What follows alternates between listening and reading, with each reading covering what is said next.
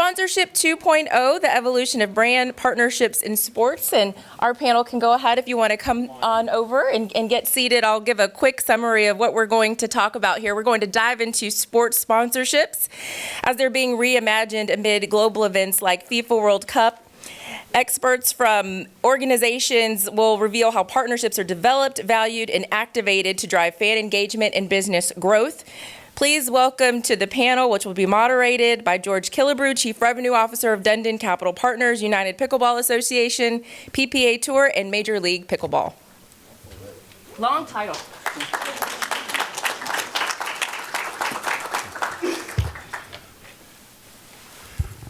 Thank you. Good morning. Good morning. Welcome to SMU. Before we start, I want to recognize Peter Carton, who's the director of the sports management program here at SMU, who put all this together. He and his students are awesome. This program is exploding. It's the second biggest growth of any program at SMU. So for the undergrads that are coming in, sports management and sports marketing is number 2. So congratulations, Peter. Thanks for having us. Let's introduce our panel. Let's start with you, Paul. A little bit about yourself and what you do. Sure. So, is this work? Yes, it is now. So I'm Paul McCormick from Genesco Sports. So we're a sports consultancy agency. So as you can tell, I'm not from North Dallas, although I've been here 8 years, so my accent is changing day by day. So I originally started in sports in Europe, working in the UK across sports marketing, mostly in soccer, what I call football, and then moved across here and worked across different US sports. Now my role is primarily focused on FIFA World Cup on behalf of our brand clients. So we work with Frito-Lay, Verizon, and American Airlines, and then we have a whole array of clients in the soccer world. So really, strategy, negotiation, activation, really helping them maximize investments and bring it to life. So excited to talk about 2.0. Thank you, Paul. Let's go to Erika. Erika Kosemund. Introduce yourself, please. Hello, I am Erika Kosemund. I'm the Chief Brand Officer of the Choctaw Nation. Holly Toe, that is good morning in Choctaw. Hello. I have entered my 20th year in casino industry this year, and so my current role, I oversee all brand partnerships and creative for Choctaw, and so bear with me as my voice is a little rough today because I've had a big sports weekend in Dallas, as many of you have. And so we oversee all the brand partnerships for Choctaw, all of the sports partnerships, the affiliate endorsees, influencers, social content, and creative. How many people watched the Byron Nelson yesterday on CBS? So the Choctaw Club was proudly represented on their aerial shots, treated them very well yesterday. Great finish great weekend for Dallas with Scotty Scheffler winning and Jordan Spieth being in the mix. So congratulations, Erika. Let's go to Gillian Breidenbach. Thank you, George. Thanks for having us. I'm Gillian Breidenbach. I'm the Chief Partnership Officer for the North Texas Local Organizing Committee for the World Cup Dallas. Very good mouthful for that. I am an SMU alum, so it's always fun to be back on campus, and I spend a lot of time here. I spent 38 years, almost 38 years in the corporate world, 28 with Bank of America, 5 as the Chief Community Officer for a marketing agency that's connected to the Dallas Morning News. And I joined Monica Paul back in July to bring this amazing, epic World Cup to Dallas. So we'll talk more about that. Is it intimidating that Monica's sitting right here in front of you? Not at all. She has a lot of questions that she wants to ask. I have no doubt. I had to point out to her that I'm the moderator, not her. Thank you. That's why I'm going to turn this way. Awesome. Let's go to Kern Egan. Well, I'm intimidated. I mean, I'm right in the line of eyesight here. I don't have hard ones for you, Kern. I'm glad that payoff this morning worked. Hi, my name's Kern Egan. I'm the founder and CEO of Multiplier. We like to say we shape culture to help build brands, and what that means is we work with companies on their sports entertainment strategies, Bridgestone, Caterpillar, Invisalign, Wyndham, JP Morgan, Chase Sapphire, et cetera. So happy to be here and looking forward to the conversation. What Kern didn't tell you is that he's also the chief architect behind a group called DICE, D-I-S-E. Anybody familiar with that group? Yeah, so it's Dallas Influencers in Sports and Entertainment that he started when he first moved here. and it's been a great organization for people just getting started in sports to kind of get to know each other. I remember he called me and he said, how do I get to know people? He was a graduate of the University of Indiana. How do I get to know the rest of the sports community? And I didn't really have a good answer, so he started DICE, and I believe I'm doing a pickleball event for you guys this week? Next week? Yeah. Still very active. So if you're not a member of DICE and you want a networking opportunity, I suggest you join. Shameless plug for all of you. I'm George Killebrew. I'm the Chief Revenue Officer for the United Pickleball Association. That is the holding company for the PPA Tour and Major League Pickleball. Prior to that, I was the CRO at the Dallas Mavericks for 25 years and also the commissioner of Major League Rugby for 4 years. So glad to be here. We're going to put Gillian in the hot seat right off the bat. Gillian, tell us about what you're doing, both on the sponsorship side and the donor side for the World Cup as it comes to North Texas Sure. and the United States. Loaded question. First of all, let me see a show of hands. Who are soccer fans here? Wow. Okay, who's been to a World Cup? Okay, that's a larger group than we normally see. That's fantastic. Well, we are thrilled to be hosting 9 matches here. As you already know, this is news. It won't be news to y'all. World Cup coming here in 2026. It's going to North America, so Canada, Mexico, the United States. There will be 16 cities, 11 in the United States, 3 in Canada, and 2 in Canada, 3 in Mexico. 48 teams are coming. Dallas will be playing host to 9 matches at AT&T Stadium. While in our name it says FIFA Dallas, this is very much a regional effort. Monica Paul and her team have been working on getting the bid here for years. So the goal for me is ultimately make not only this successful, but to bring the Women's World Cup following immediately after that. But we are thrilled. We've got 5 base camps. 6. Monica, 6? JD's in the back. 6 base camps, which means that's where teams will be coming in and taking ideas of where they want to stay once the draw happens in December. We've got 2 camps that will be at SMU in the Cotton Bowl. That's where the teams that are playing at AT&T Stadium will be practicing. We've got a 39-day fan festival at Fair Park, which is free, open to the public, which we'll be programming. And then we will be having watch parties scattered throughout the Metroplex. So be thinking Frisco, Fort Worth, Southern Dallas, Arlington, not on a match day. That would be bad traffic. But so what my responsibility is as a chief partnership officer, FIFA has incredible regional or global partners, and those are everybody like the Aramcos, Adidas, Bank of America, Home Depot, Visa, Qatar, Verizon, Valvoline, just the list goes on. And those are their global partners across all of their venues. What we get to do as a host city, of which there are 16 of us, is we get to go out and we get to talk to partners in the local markets that want to be affiliated with the greatest, largest sporting event in the world. So we are talking to partners that want to use, it's really kind of 3 levels. Host city supporters, these are the partners that are going to have the ability to use our rights and marks. They have significant hospitality. They've got a significant commitment to the community on a legacy perspective. They care about human rights. They care about sustainability. So they will get the full breadth of being able to support the World Cup. Then the next level down is what we're going to call donors. That's where probably the majority of the companies that are in market will want to be involved with. That comes with, they can buy suites, they can buy lounge tickets. Tickets haven't gone on sale, just FYI. Those are the companies that will want to do something in the community, leaving a mini pitch, supporting kids soccer, raising equipment. Those are the donors, and then we will have obviously just a hospitality package, and that's where companies can buy just a suite and or lounge tickets only. But we've got a lot of money to raise. We've got a lot of amazing supporters that we are not ready to announce, but they are looking at this opportunity. I will tell you, Dallas is an incredible city, and these partners are very interested in activating in Dallas. We have a semifinal of those 9 games. One is a semifinal. So these companies that, and they'll talk about this more, they are evaluating these partnerships.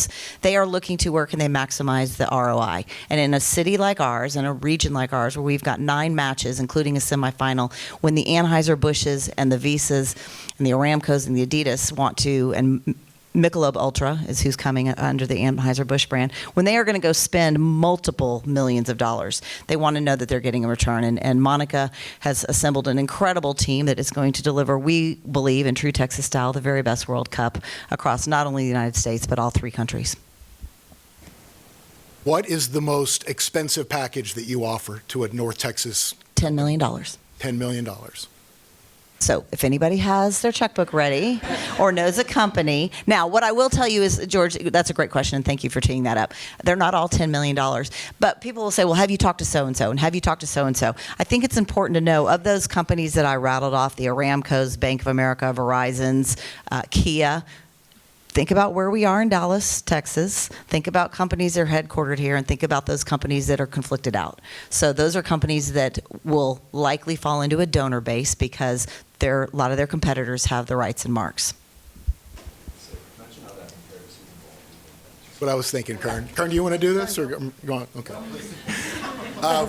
When the Super Bowl came to North Texas, the Super Bowl host committee, which is similar to what's happening here, was raising local sponsorships, and we were looking to do 15 local partners at $1 million each. That was in 2010. So it shows you how the business has really moved forward. And FIFA only allows Monica and myself to get 10 host city supporters. So you think about that. In a perfect world, I'd get 10 for 10. 10 companies at $10 million. Probably not going to happen that way, but we're going to look at the money. But we will get our 10. That's awesome. Congrats so far. Paul's in an interesting position as well at Genesco Sports. They have 3 FIFA partners as clients in their agency.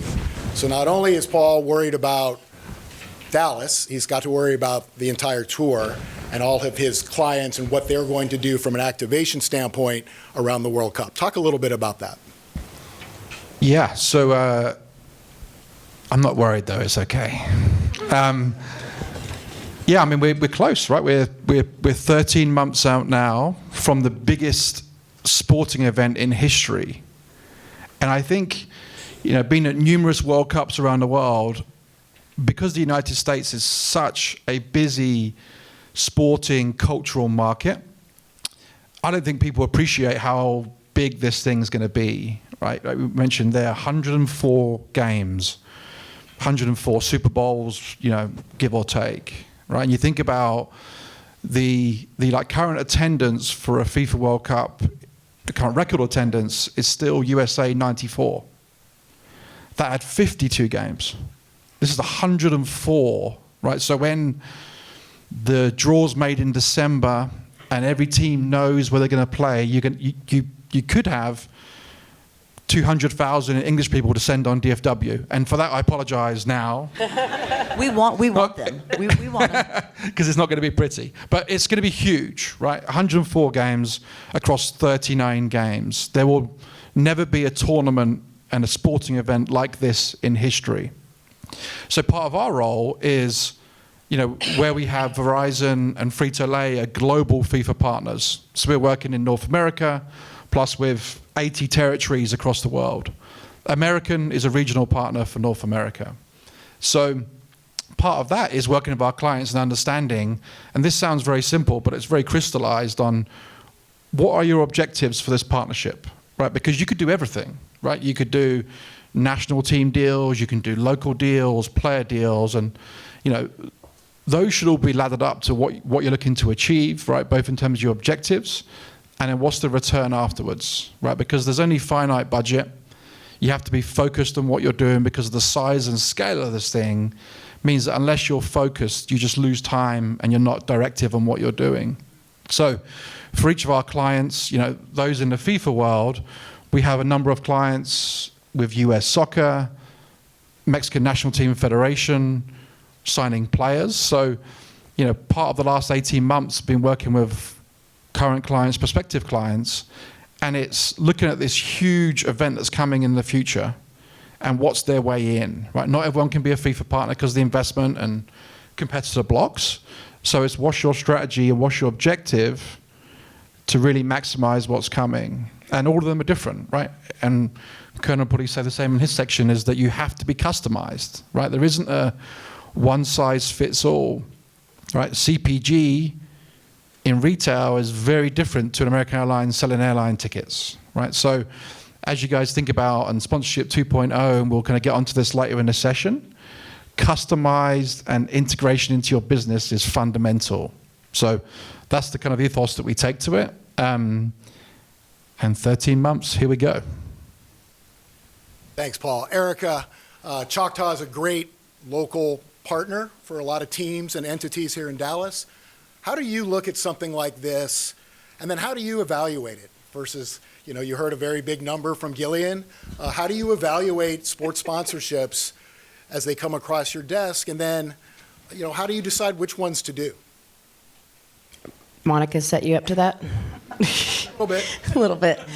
No, there's the mathematical reasons and then there's the heart reasons. And so I think a lot of times when you're looking at what works, there's somewhere in a balance. There's somewhere in a balance of the audience you want to speak to, the people you want to connect with, the other businesses that you want to know about your brand is equally as important as the investment. And so I think a lot of times when we're looking to what matters, there's of course, a mathematical equation that goes into calculating the ROI and our investment and where we want to land. But there's also so many other non-number factors that matter, especially to us, especially as we want to unite in all things Texas. We want Choctaw to be thought of as a partner in all regions and sports and everything we're involved in. So a lot of math and a lot of magic. Great, thank you. Kern, let's hear from you a little bit. How do you see the role of experiential marketing and activations evolving in the sports world? And not just around World Cup, but a little more broadly. I think if you did a What's Next in Sponsorship panel and you led with experiential in the last 15 years, you would come off a little antiquated because digital and social and content was or is, where there's kind of a flight to from a brand marketing standpoint. But I think the pendulum is swinging a bit back towards experiential, and you can't really talk about 2.0 without AI. I guess that would probably be the lead. And I think there's a real chance that AI, at least from a fan engagement standpoint, makes this worse before it sort of makes it better. We are about to be inundated with a proliferation of content that is digitally created, sometimes fake, really hard to tell the authenticity of, and I don't see why sports or fandom would be immune to that. So we have to be really careful about what we're consuming and how we're consuming it and what the origin of that is. So what happens then? You get to, like I said, a flight to authenticity, which is where I know I've got real world experiences that mean something to me and that I can independently verify and be a part of. And I think that's where sports, entertainment, culture still sit in a really, really good position in the marketplace. And I would argue that experiential is becoming a bigger aspect of activation plans rather than maybe a smaller one, which might have been the narrative for the last 15 years or so. So that's how I'd answer the experiential question. Let's stay in that theme, and we'll go to all the panelists on this one. What are the risks today kind of facing sports sponsorships in general? Start with you, Paul. It's a great question. I think I'd flip that from a risk to an opportunity. I think part of that is the evolution of the boardroom, right? Is that traditionally sponsorships were, I'll say sold, but were, communicated to a VP of sports, CMO, right? And I think what you're seeing in the last 5 years is CMOs becoming a more prominent role in the boardroom, potentially becoming chief customer officers, right? And I think what you get then is a chief customer officer looks at it and says, do I invest money in IT? Do I invest money in rewards? And sports becomes part of that. So sports can't just be a sponsorship. It has to be deeply embedded into the business, long-term drive results beyond just, marketing metrics and make a difference. So I think for us, people in sports, we have to come with something sophisticated, data to ensure that we're proving the business case, but we're now at the big table, right? So if you aren't coming to the big table with the right information, you won't be there any longer. But if you come with the right information, the opportunity there is endless. So I'm excited by it because I think if you approach it in the right way, sports can fully maximize what it should be. Then Erika, as a brand buyer, same question. What's the risk? To Paul's point, we do a lot of socializing, as we call it, inside the tribe, inside the nation, because it really, these dollar investments could they go to support a tribal capital project or should we invest in sports? So the storytelling internally gets to be just as important as the external story. And then the external is, how do we stand out? How do we cut through the noise as a regional brand when we're competing with all of these people that are coming into our city to talk to the same audience? How do we cut through? And I think what we lean into is the experience, and then channeling all the different mediums to make sure the storytelling is out there, making sure the right creators are coming to tell our story for us so we're not having to tell it ourselves, making sure the right people and partners are in our space and experiencing what we have. So I just think the opportunity is to cut through and figure out how to make a place for yourself. Great, thanks. Gillian? Ditto. But the other thing that I would, with my former corporate hat on, is, and I think we heard it in the first session, was influencers and the use of influencers and the use of athletes. There's always a brand risk when you are dealing with athletes, what they do off the field, on the field. So, one of the things that I love about what Erika does, because you have a lot of athletes that you guys represent and similar, is you really have to know those athletes, because that, I think, is going to be a big risk, in addition to the money, the impressions, delivering on the assets, but making sure that you are protecting your own corporate brand, your sports brand, your personal brand, before you engage some of these influencers, because they can turn on a dime.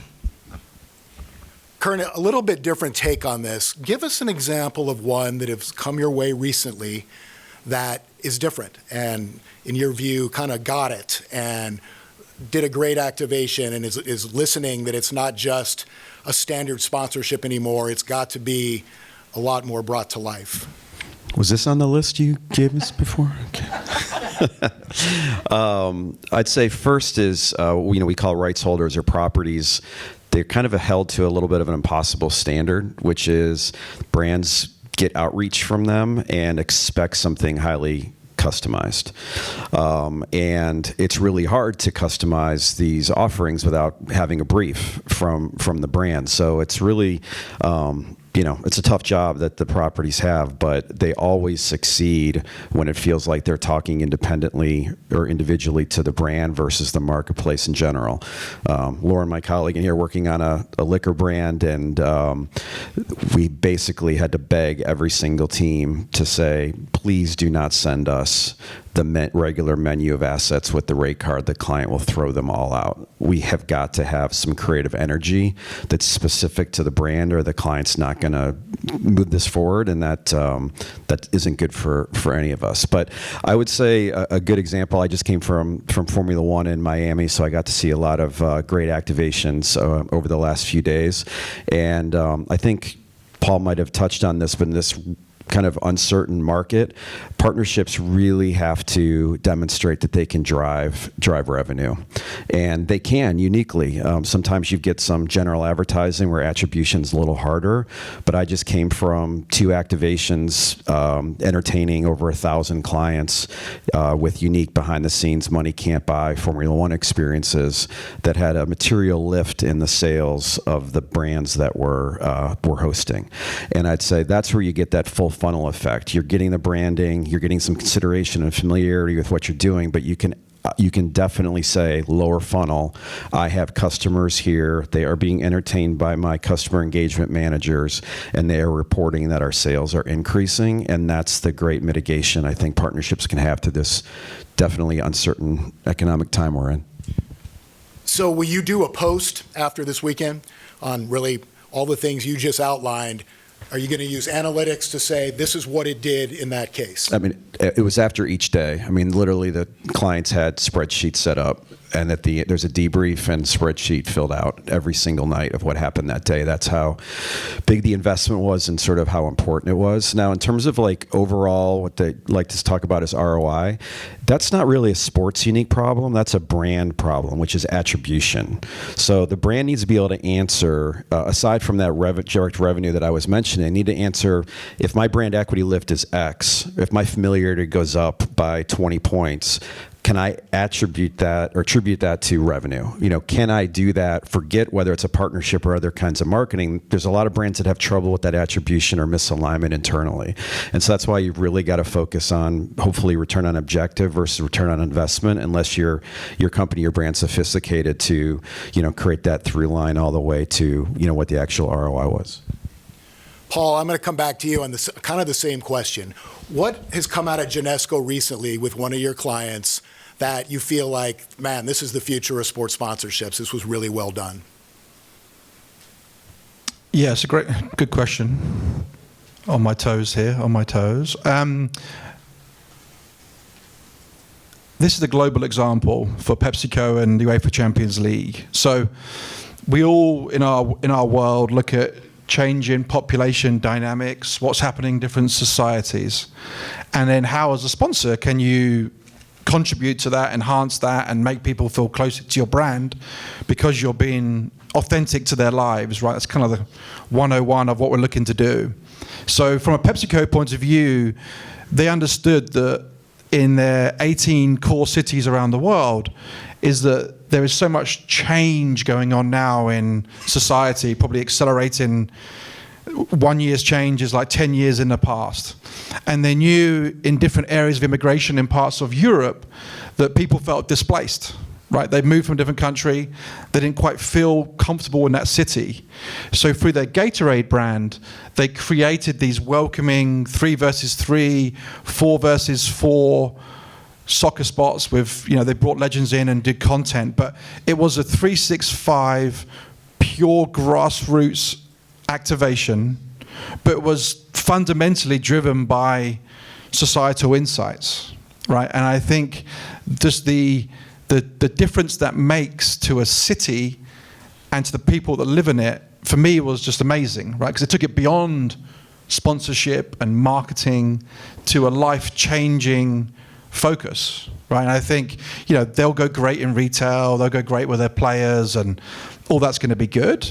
But for me, this was just a core insight. And I think in our world, it's quite easy to get lost sometimes it's purely data. And data needs to accompany an emotional insight that you touched on, right? Because you get lost in data. You have to understand what the data means and how do you tie that to a real life situation. And I think of that compared to FIFA World Cup 26, not to bring it back to the game that I love, but I have. But you think about the US and such a mosaic of a country and backgrounds, is that the brands and sponsors that win World Cup 26 will be those that embrace that, right? Because this isn't we're going to go to a country where 99% of the fans in a country support the home team. The US is unique, right? And brands can really tap into that insight and lift up communities and lift up fans, and that will benefit them in the long term because it goes beyond a transaction. So Erika, we're here in Dallas. If we'd like to go to a casino, we can drive north. We have a couple choices. How do you use sports to drive traffic to your property? Yeah, to Kern's point, it's true. Gaming has more metrics than probably next to banking, so we know everything. So my counterparts, whether it's player development, VIP, direct mail, promotions, they have tons more analytics and metric drivers than we do in the sports side of things, because candidly, we are 90 minutes from where we're sitting right now. If you are at a sporting event, if you're at a Mavs or Stars game, you're probably not going to just get in your car that night and go to Choctaw. So it's important for us to know that we're just constantly top of mind. We're constantly putting something in your headspace. So that way, when you are interested in saying, I do want to check that out, one, we've told you everything you can expect to experience and what we have, and two, the kind of experience you can get. So it's important for us to deliver on the experiences in the market so that they know what they can experience when they get there, because we're probably not driving them that evening, and we know that. But we do see in our studies where the sports brand lifts are lifting our overall value as a brand, and that's really what the goal is. Gillian, how do you get Arlington, Dallas, and Fort Worth to work together, not just as cities and infrastructure, but from a sponsorship perspective, to make World Cup a success for this region? Well, I think that's a great question. I think the Super Bowl laid a great foundation for that. Monica was at the heart of that, and I think having venues scattered throughout the Metroplex really make a difference. So having the matches at the stadium, having Toyota Stadium as a base camp, having TCU as a base camp, having SMU. I mean, moving things around, having Fan Festival in Fair Park, having watch parties scattered around. And I think ultimately, the elected officials understand, as does the state, what the economic impact is of this on our city, on our region. We expect 4 million people to come through the region over a 5-week period. We've got the International Broadcast Center. We have over $2 billion economic impact. So it's really easy to get elected officials to pay attention to the money of that, and the hotels and the restaurants and the museums and the sporting events, the casinos that are going to be able to benefit from this. This is not just going to be a soccer match or 9 soccer matches. This really is going to be an economic ecosystem for several weeks, and it's easy for them to pay attention. Last question, then we'll open it up to questions from the audience. So what's next? What is the next big thing for brand partnerships? Is it technology? What trends are we looking at? So what's next? What's the next big thing? We're going to start with you, Kern, and then we'll keep putting Paul on the hot seat, so we'll give him some time. Yeah, you're welcome, Paul. You get some time to think about that. I forgot I mentioned with AI, it's maybe going to get worse before it gets better. I failed to say why it might get better. So, movie studios have been known for a long time to be creating multiple versions of trailers, sometimes up to 300. And lots of people don't realize when they're watching a movie trailer, it's not one trailer. They're watching a trailer that's been customized to them based on their interests and patterns and such. And I think AI is going to allow for an unbelievable amount of one-to-one customization when it comes to brands building relationships and trying to be endearing to individuals on a consumer basis. And you think about fandom, and you think about the different cohorts of fans with different leagues and teams and events, and how different that fandom is on a person-by-person basis. It's going to be an incredible creative brief to figure out how to leverage AI to uniquely find that tie between that property, that team, that league, that event, and why that one individual is a fan, and figure out what the brand's relationship is between that. So it's moving from a homogenous view of every fan base to maybe a segmented one to a very, very hyper-personalized one. And that's going to be an exciting time for marketers. Gillian, what's next? And the answer can't be World Cup. It can't be World Cup. What's next? Might be in a beach in a year. I don't know. But let me tag on to what Kern said. I think what's interesting in talking to all these global brands is the customization. So it's that experiential, it's that behind the scenes moment. These are companies that, yes, they're used to tracking metrics and data and impressions and all of that stuff, and that's just become table stakes. Everybody wants that. It is, how can we, as World Cup, as the Mavericks, as the Stars, as Choctaw, whatever it is, how do you set yourself and your brand apart? And it really is going to be about reaching into that individual. You got to talk to me, you have to talk to my children, and you have to talk to my parents and everybody in between, because we all are coming at this with very different wants and needs and desires and expectations in the outcome. And the more customizable we can become, I think the more success you're going to have raising money and delivering for these properties. So reaching a wide demographic. Absolutely. By the way, pickleball is the only game you can play with your 7-year-old son and your 7-year-old dad. There you go. Can you name another game that you can play with your 7-year-old son or daughter, 7-year-old dad? Anyway, that wasn't a question. Erika, what's next? If you're an SMU student, raise your hand. This is the difference. So you guys, we're a different generation. There's a new generation coming in, the ones that have only started with phones and tablets and everything at their fingertips since they were little. None of us did that. They have incredible ideas. They know how to digitize, and they know what matters on a digital platform 100 times better than any of us that have now been veterans in our field for a long time. And they have things to say. They have things that work, and we have to be willing to listen because that's the next generation of people that want to experience, but they have to know you care. Great. Paul? Yeah, Yep, I agree. So I think 100% agree with personalization, customization. Just to add to that, I think, especially for the students in the room, just always think about what's next, right? You think about retail today, and we've all done it in our careers, right, of stadiums, what's next? What does a stadium in 20 years look like? I mean, no one really knows, right? But I think what you can do is stay attuned as close as you can to the trends. Like I thought the guys on the streaming panel before did a great job, right? Disruption, how do you embrace it? How do you complement it, right? If you think about disruption over the next 10, 15 years across traditional sponsorship activation, it's going to be accelerated more than we've seen before. So how do you sell products?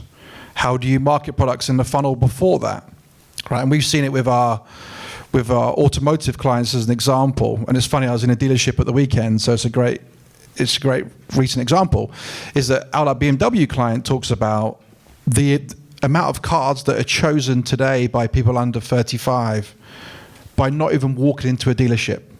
Pure YouTube, pure reviews, and they walk in and it's like, let's get the deal done, right? I suppose the dealership on Saturday, and they have 240 cars on the lot, right? So as they think about evolving their business, do they need 240? Because if everyone's walking in and they know what they're doing, you've got a lot of real estate that's not making you money, right? So I think as much as you can, just read, embrace different industries, because there's so much cross-pollination as everyone understands current consumers, newer consumers, and just think about those insights and bring it into what you're looking to do. That's great. Let's give a round of applause for our panel.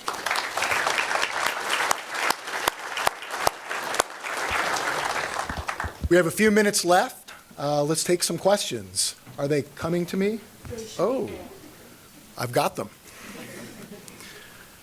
How do you see brands pivoting their sponsorship approach to younger audiences who are more skeptical of corporations coming into their spaces compared to more traditional sponsorship tactics that older consumers typically respond to? Who would like that one? I can start. Okay. It's a good lesson, I think, for sponsors where they can't get too complacent. Right? We're at the older demo, because you're absolutely right. The younger demo doesn't and treat brands the same way. You have to add value to the fan to add value to the brand, whether it's an older demo or a younger demo. So if you start there with how am I going to add value to this experience, you're going to get a lot more permission, even from the younger consumer, to be in their world, because you're contributing to it. You're making their fandom better, more interesting, more exciting, and I think that that's where brands really need to start with when they're thinking about how they're activating their partnerships. One's specifically for you, Gillian. Hopefully not written by Monica. Oh dear. Do I call Gillian for tickets? Is that? No. As part of the perk for coming today, everybody just call Gillian if they want to go to the World Cup. Right.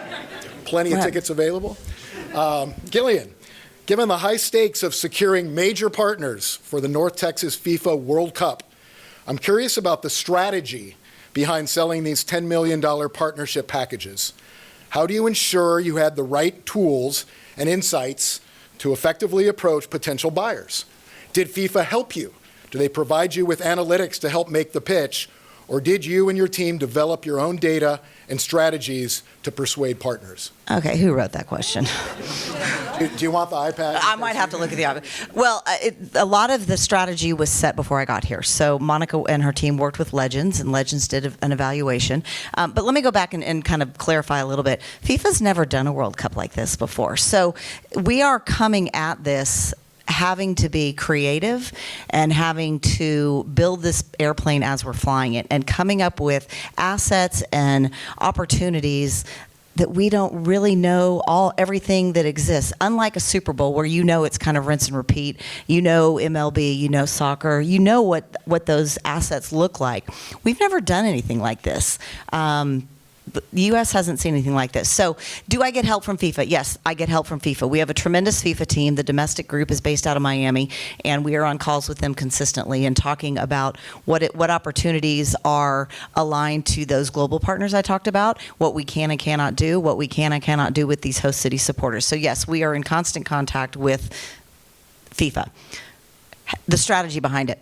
When I look at those global partners that are category exclusive, then I have to get really, really detailed. I'm almost out, instead of hunting with a shotgun, I've got a scalpel, and I'm looking for companies that are pre-approved by FIFA, the categories are, and we're talking to them about what makes sense for them. And it really kind of is a range from $6 million to 10, depending on what those assets are. Because a lot of these companies don't have $10 million, but they have 6, 7, 8, and they want to be involved. They want the rights and marks. So I got to talk to a company that can benefit from the rights and marks, because that's probably the most expensive opportunity. And then it really is listening to what they're looking to accomplish. Is it a brand play for them? Is it a hospitality play? Is it a legacy play? Do they want to do something that leaves a legacy when the World Cup is gone, and leaving soccer pitches somewhere as an example in the community? Did I hit all 3 of those? Did. Okay, great. Well done. It's a Is long there anything to question. add, Monica? Okay. Erika, this is great for you. When does the corporate money run out? Not before World Cup. And will there be a tipping point when fans are turned off by logos everywhere and eternal commercial breaks? Or is there already immunity to that? I hope it never runs out. The inside joke at our company is she's very expensive. That's just when she want both of us. But so it's up to us to be smart about it. It's up to us to not be the people that are, making it where it looks like we are oversaturating something. It's our responsibility as marketers to be responsible marketers, especially in a casino space. Like, that's not something we take lightly. Anything, alcohol, things like that, that have addictive categories in them, it is our responsibility to be responsible advertisers and marketers. And I think that goes for any brand and where you put your placement in, but it also goes for the teams. It's up to you guys to set the expectation of how many people you're going to let in, because if you just let everyone in, it doesn't work for any of us. So I think it is for both sides of the party to figure out where those positions and cuts lie. Great, thank you. That's all the time we have. Another round of applause for everybody.